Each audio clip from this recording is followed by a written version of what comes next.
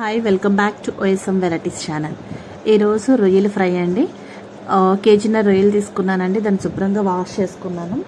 ఇది easy method అండి. చాలా ఈజీగా బ్యాచిలర్స్ చేసుకోవచ్చు అండ్ కొత్తగా వంట నేర్చుకునే వాళ్ళు కూడా చేసుకోవచ్చు అండి.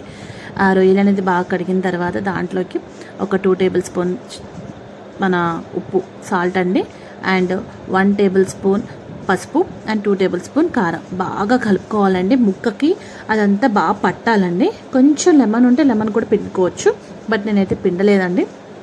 పిండుకుంటే టేస్ట్ కూడా బాగుంటుంది.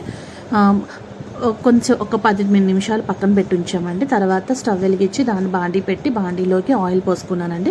ఆయిల్ వచ్చేటప్పటికి ఇది నేను ఒక 4-5 టేబుల్ స్పూన్ ఆయిల్ అనేది యాడ్ చేశాను. అండ్ దాంట్లోకి హీట్ అయిన తర్వాత ఈ ఆయిల్ అనేది హీట్ అయిన తర్వాత ఈ రొయ్యలు అనేది అందులో వేసుకున్నాను. మనము 10 నిమిషాల ముందు ఎందుకు కలుపుకుని ఉంచుకున్నామంటే ఆ రొయ్యలు ముక్కలోకి మన ఉప్పు కారం అనేది పట్టి ఇలా ఉడుకుతున్నప్పుడు దాని ఒక ఫ్లేవర్ అనేది బయటికి బాగా ఎన్హాన్స్ అవుతుందండి. సో దాని గురించి పెట్టుకున్నాను.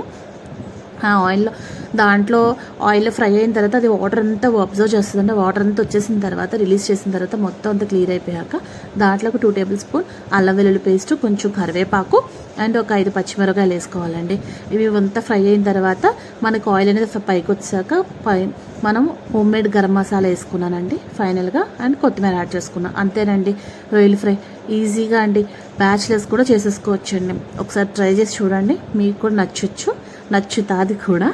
అండ్ వేడి వేడి అన్నంలో వేడి వేడి రొయ్యలు ఫ్రై చేసుకుని తినండి. అంతే, థ్యాంక్ యూ.